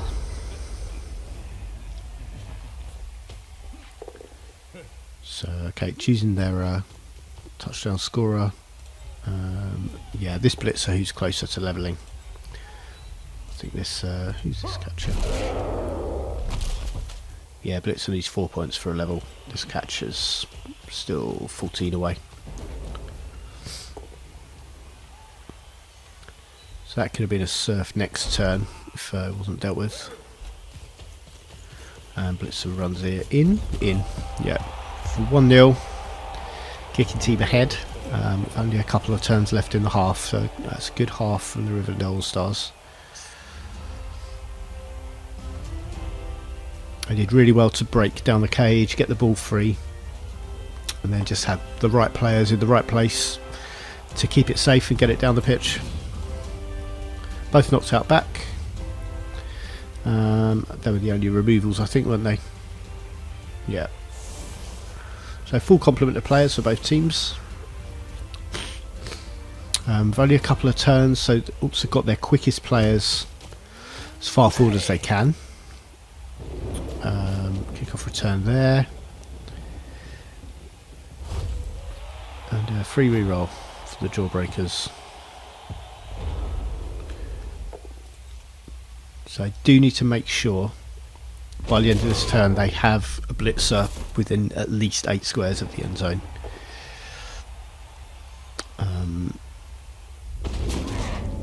Should probably be doing that before these blocks as well, just to make sure they've got someone who can score, so it's not impossible. No goblin on the pitch, so they haven't gone for that. So one of these two blitzers has to be in scoring range at the end of this turn if they're going to score. For the blitz there, and that's with frenzy as well, so it's going to pull him away from the end zone. Yeah, and into a frenzy trap. So he didn't have the ball, and yeah, no one can now reach the end zone.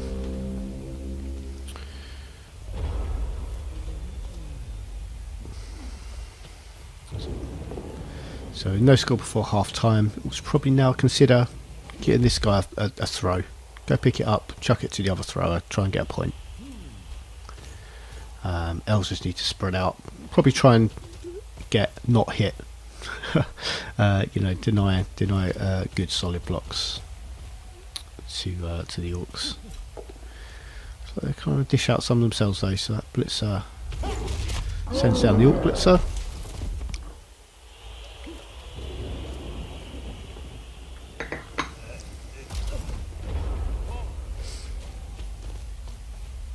So looks like they're going to go for that throw maybe. That sets up a quick pass to this thrower. Does need a 4. Team reroll available. Just to catch, that is, on a 4. He's failed though, and that's the half. Well, half for the orcs. So it would have been really good to get that off. Probably were some blocks that were less risky. Yeah, any 2 dice block with block. That any 2 dice block is less risky than trying to make a 4+ catch.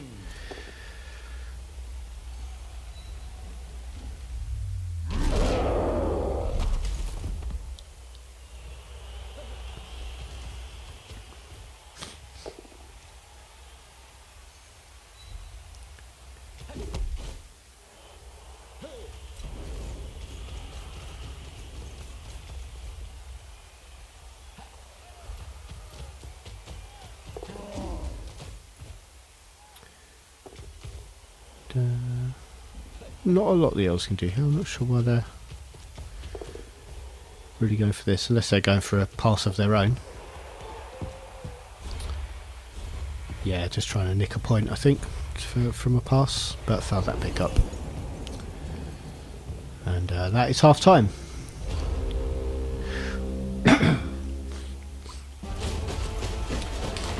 quick half-time snack for me. Yesterday I found a massive bag of Leibkuchen on top of the kitchen cupboards, which I forgot all about. So just nabbing one of those at half-time.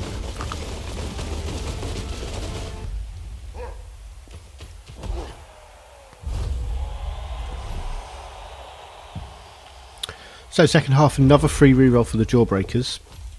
Let's look at how the teams are set up. So good coverage across the pitch from the Orcs.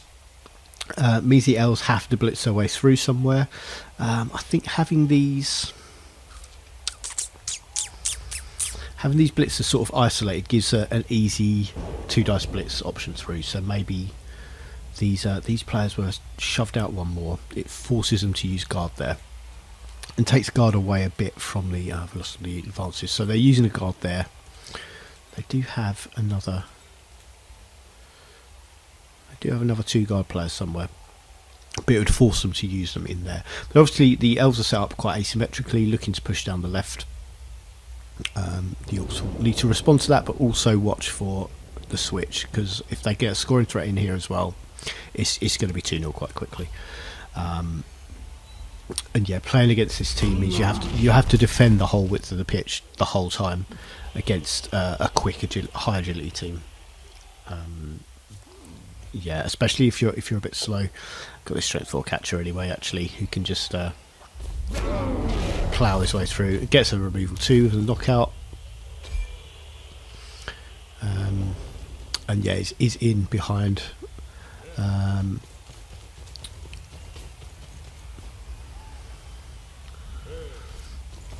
So that is scoring threats in down there. Foul pickup. So pickups on a 3, of course, in the rain for the Elves. I won't do it on this blitzer because he's on 15 points, and yeah, gets that. So that is, or was it? No, 30 points. So he's up to the 31 with that, and levels. Hand off to the dump off catcher. Oh no, it's a wrestle catcher, isn't it? Not dump off one. But yeah, so two touchdowns away from levelling. That is that wrestle catcher, and that's a lot of elf bodies deep in the half already. It can be very difficult to hold them back. But there they are, and yeah, just dodging away from the line of scrimmage. Has gone in there though, so it's left a block on there.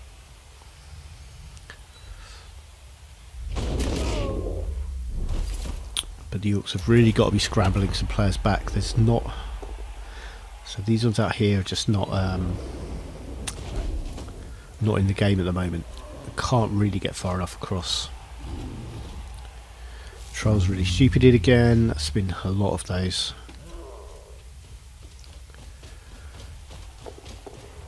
There's a couple of go for it's.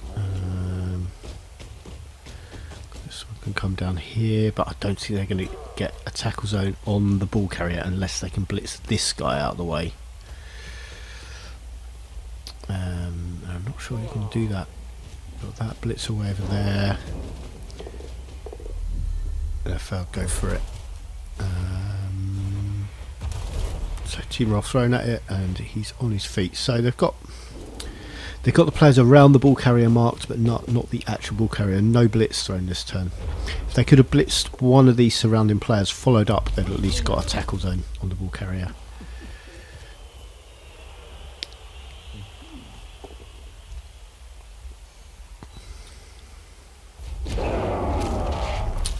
Injury, so that's the strength 4 block catcher badly hurting that blitzer. I think it's a blitzer,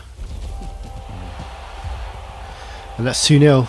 So couldn't get the ball carrier under wraps, and yeah, quick touchdown for the Elves there to make it 2. Seals can try and score back now, but they need 2 to level the game, and it's already a big ask. Knocked out player didn't come back because that's a Mighty Blow Frenzy Blitzer. Mighty Blow Tackle Blitzer is the one who's out of the game, so freed up tackle or got tackle off the pitch. Smiley face formation from the Elves. Deep kick. We'll see that thrower try and react to it with kickoff return. And the rain stopped, which is good for them. And kicked right in the corner. Kind of perfect, really, from the elves. That's exactly where they'd want it.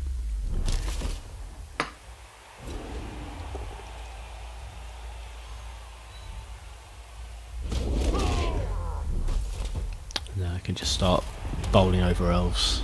And hey, Troll did something. Troll could do with a good casualty to get it going. And okay, Black Hawk down there, marking up that blitzer. Don't know where the blitz is going to be at the moment. So Goblin right in there to try and get thrown, perhaps next turn or another turn anyway. But he's not in position. Again, no blitz from the Orcs. Kind of a missed opportunity that.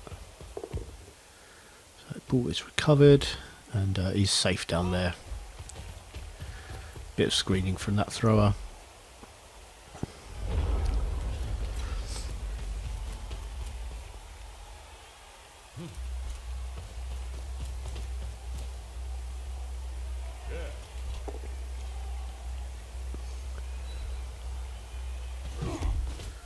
The change in weather in real life here. It's been snowing quite heavily this morning and the sun's just come out and it's stopped. Mirroring the game quite nicely as I'm watching. This is early on January 6th, so we have a bit of snow in Durham.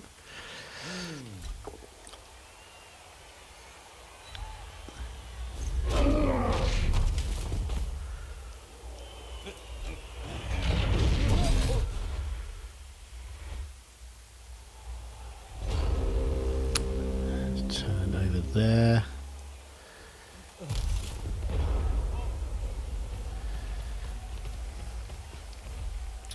So just looking at move the ball forward a little bit. No real weak point in the elf line.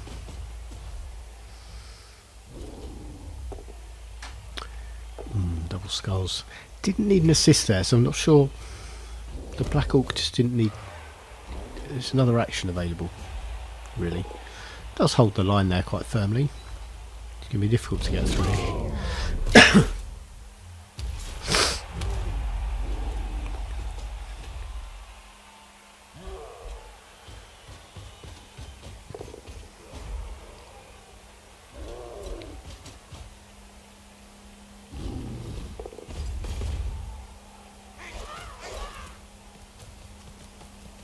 Goblin heading back there for a bit more coverage on the ball. Also a bit nearer to perhaps take the ball next turn.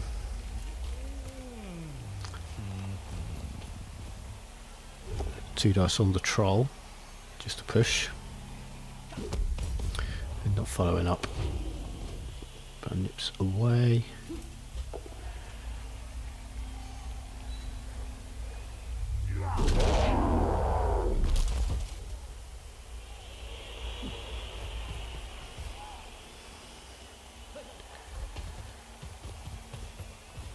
That's two dice on the strength 4 lineman there from that wrestle catcher. He is over. And a knockout.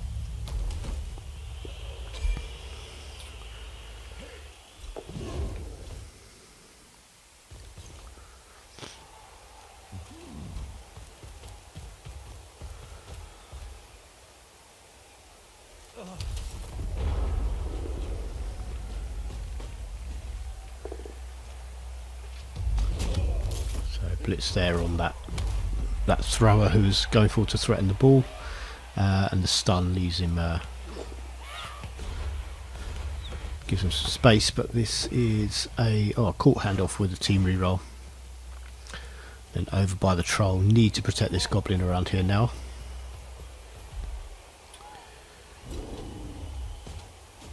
It'd be good to keep players away from the Troll as well if they can.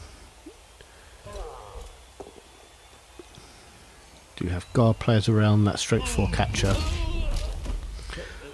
Just taking out the Troll would mean the Goblins are a bit stranded there and having to run out the pitch. So it has put a guard in next to the Troll. Not really a lot of chance of getting the second one in. Very stupid. That could leave the Goblin vulnerable. That's that 5, 6 really stupids now, I think. They've all been 2+s as well. It's not been left alone to make 4+ rolls. Guardian on that Black Orc. I think that's where the Blitz is going.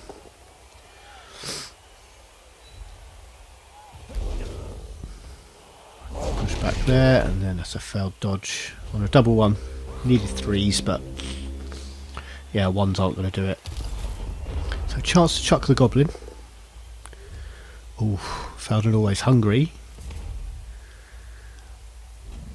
But the Goblin escapes. Black Orc caught the ball, but that was close to getting that thrown Goblin in, which I know the coach was looking for. It's something he wanted to get off, but no, not much good. And this could be this Black Orc down, ball loose. So you guys can start thinking now about player leveling. This Wrestle Catcher, good candidate to score if they can get the ball to him. Troll guarding the ball still, so we're looking at 3+ pickups. So throw a 3 in the half down here.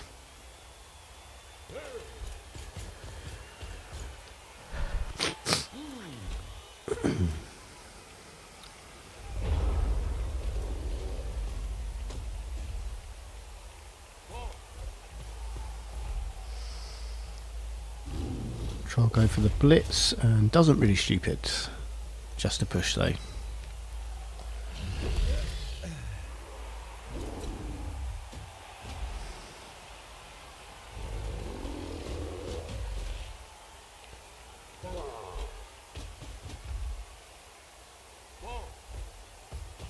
Yeah, I think more tackle zones on the ball is the order of the day for the Orcs here. Can get another player in here probably. What's that kicker? Yeah, and that's 3 tackle zones. Goblin unstuns.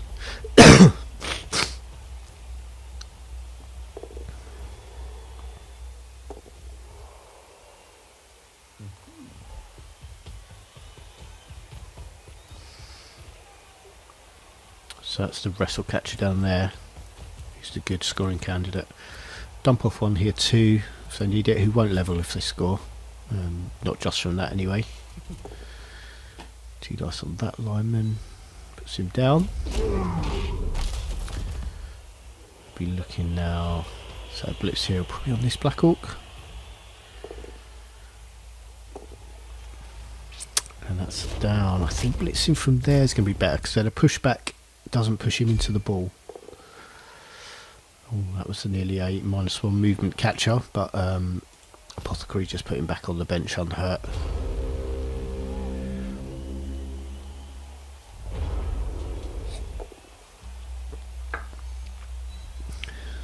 So push onto the ball and scatters. Good scatter for the Orcs. It's just a skull though, and gets that one down.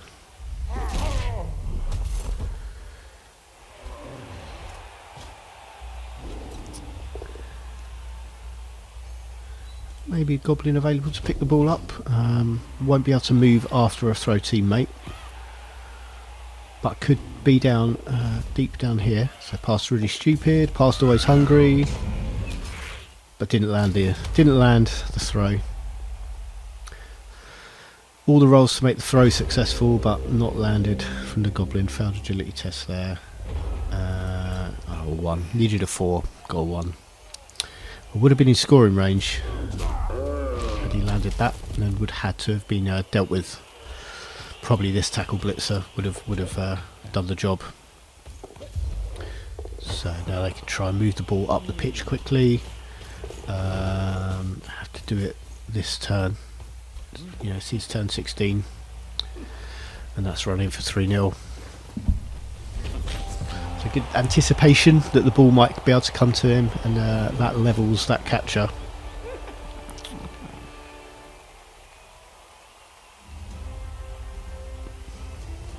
But close to a throw teammate score the other end as well. It's a shame that didn't come off. Would have been nice to see it. So just this last turn for the Orcs, we'll just watch it through. There's an injury right at the end, so a couple of points for that Black Orc. Nothing permanent for that lineman. Now all their blocks are working. Bit late, lads, come on. Troll doesn't want to know. This is a bad troll. The other one was doing better.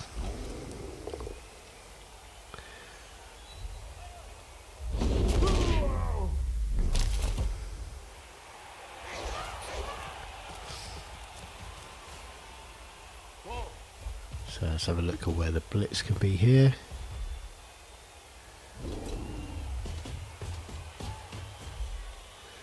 So a few assists there, but yeah, okay, it was alright. I was just gonna say, it wouldn't have been great if Frenzy had forced a push back and another block. I think that probably would have been 1 dice. Yeah, it'd have been an assist each still. It would have been into 1 dice. Not so bad. And that is our match and all the coverage we have this week. I do want to look at some things in dice rolls. Like I think it was yeah, really stupid. These were all 2+ rolls as well. Yeah, fell in 6 of them. It's pretty horrible. Yeah, very nearly ate a goblin. That would at least have been fun, but yeah, didn't manage to get a throw teammate off properly. Yeah, there we go. It was a bit of a rough game. Quite even spread of dice for both teams, really. And yeah, that's where we are. Orcs out blocking the elves as they should. Not significantly out injuring them though, and I think the only time we've really seen this elf team struggle is when they've had loads of players taken off the pitch, like the undead team did to them. And that's really what you need to do with them. And let's look at the final standings. There we are. So 4 teams making the playoffs. And we go first v fourth, second v third. So I'm going to have to play the Rivendell All Stars again. I've never beaten them. 3 matches, 2 draws in regular season games now, and this was a semi-final matchup last season which I lost quite horribly. So yeah, it's going to be tough to me. I have a bit of inducements. That's probably wizard worth of inducements, but I'm going to have to be getting players off the pitch if I'm going to stand a chance, I think. And it's been a bit of a struggle. My Chaos team just doesn't put out enough injuries for our Chaos team. I still have no Mighty Blow in the team. Is going to be a big reason for that.